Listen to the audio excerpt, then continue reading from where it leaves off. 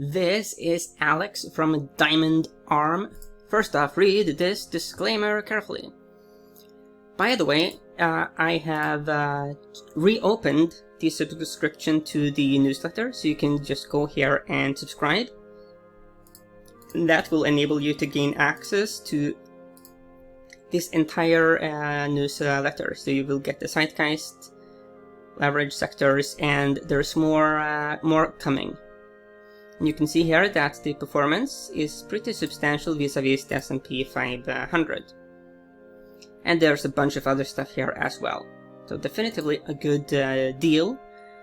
I had the subscription closed for some time because I had a bit of a different newsletter back in the day, but I have made it more scalable now. Okay. So let's talk about Maker versus the US dollar.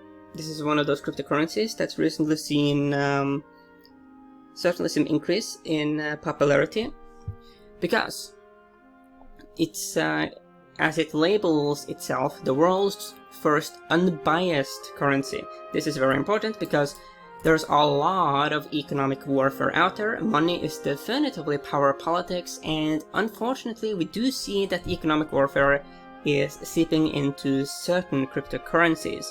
So this is very good, but I do think that Maker will also, you know, there are some very powerful forces that doesn't like this.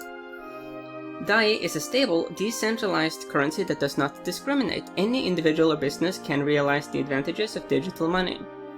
Financial freedom with no volatility, a price-stable currency that you control. Generate DAI on your terms instantly. So here you can see how it's so 1 DAI equals 1 US dollar, and DAI, lock your DAI with the other 215 million earning the DAI savings rate set by the Maker community, decentralized governance, a growing ecosystem. Over 400 apps and services have integrated DAI, including wallets, DeFi platforms, games, and more. Very interesting stuff. Okay, so here we can see, you know, at least some of the activity. So if you do some measurements of the moves here, they are a bit substantial. As you can see, this rally here in DAI up to this high, 67%. This pullback here from this high was minus 50%. So definitively this is a bit of a volatile thing. What I do find very interesting about DAI at this point is this rounding bottom-ish formation. So basically the story of the rounding bottom is that you have conflict between the bulls and the bears. First the bears are dominating, then we kind of reach a bit of equilibrium, and then the bulls start to dominate. So there's something interesting happening here pattern-wise. There's also, you know, some pretty clear cycles. Let's look at how reliable the cycles are. I mean, there's definitively cycle patterns here. You could make the case that we do have these larger cycles. Within them, you do have smaller cycles. Very interesting to see this very clear cyclicality, which means that you can benefit from it going up and also going down. Recently, the bulls have had quite the move from that low to this recent high. That was 408%. That's a pretty decent appreciation. Given that this cryptocurrency, you know, versus the US dollar, it really likes to move in cycles. That's the psychology of the pair. Given that we have recently had a bit of a rally, it's to be expected that we are going to have a pullback. Hence, if you are going to put on a bullish position on Maker, you definitively want to do that after a pullback. That's the story of Maker. If you look here at daily data points, it gives us a more detailed picture. Let's do some measurements. So this rally here, as an example, is 135%. The fall, minus 41. Definitively a volatile experience. But the nice thing here is that these cycle patterns are relatively tradable. They do have some duration in them. Sure, there are some of these cycles that's been a bit more violent, but and you can also see here that these candlesticks, they are quite tall. Because the candlestick is not simply, you know, this this red part here, it's also of course the wick. This is the upper end of this candle and this is the lower end. So there's a lot of volatility here. That's good for trading, but for a longer term investor it can be more frustrating. Which is why I definitively would recommend to not fight the trend when it comes to Maker. Because there's such a big difference between having... So let's say that you buy Maker here. Well, let's say you buy it here. Okay, so you find it as support at 50-day moving average. So you could have a 127% gain. Alternatively, you could have a 35%. Okay, that's a big difference. So let's say that you bought and you did some active management, and let's say that you were selling here. Okay, that's a 95% gain. Then you wait until we find support again. As an example, here you have a double test of the 200-day moving average, and then you could buy. So you would be able to keep the gains you took out here. Then you are rebuying, and then I think you see my point. How a bit more active management of your position can quite drastically enhance your performance. When we look at RSI, let's look at the psychology here.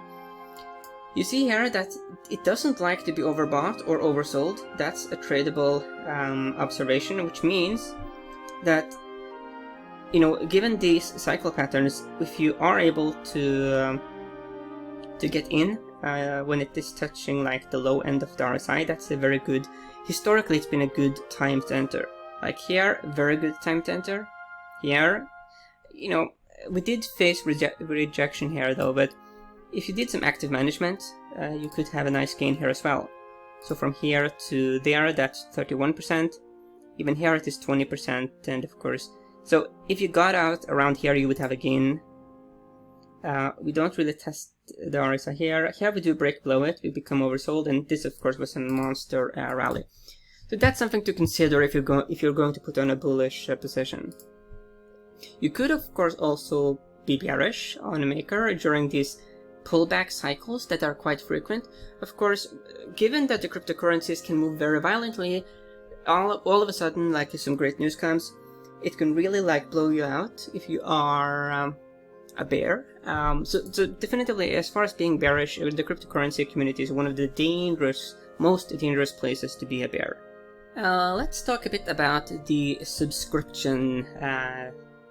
Okay, so I have three tiers here. Okay, I have planet, star, and the galaxy, and there's a good deal here. Okay, I could have priced these significantly higher. I have had higher prices before, but the problem I got into is that it became very much for institutional investors and accredited investors, and I basically want to have a newsletter that is approachable. It is sort of like finding the middle way between Wall Street and Main Street.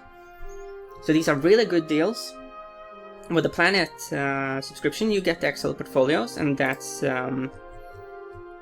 all of these, including of course the Zeitgeists and the Indicates. And these are under continuous development. I do have a bunch of portfolios that are in development. They are not ready yet, but especially these will become very relevant soon. And that's the thing I do. I make thematic portfolios. I find opportunities. So that is a very good deal right there. If you go to a star, you also get the research papers I make. So if, as an example, I am planning to make a research paper on mobile robots, and that will be available to those who are on the star subscription. If you go here up to Galaxy, then you get early access. As an example, I will publish these three portfolios there before I make them available to the other tiers. Yeah, whatever you do, of course, don't fight the trend, and may the trend be with you.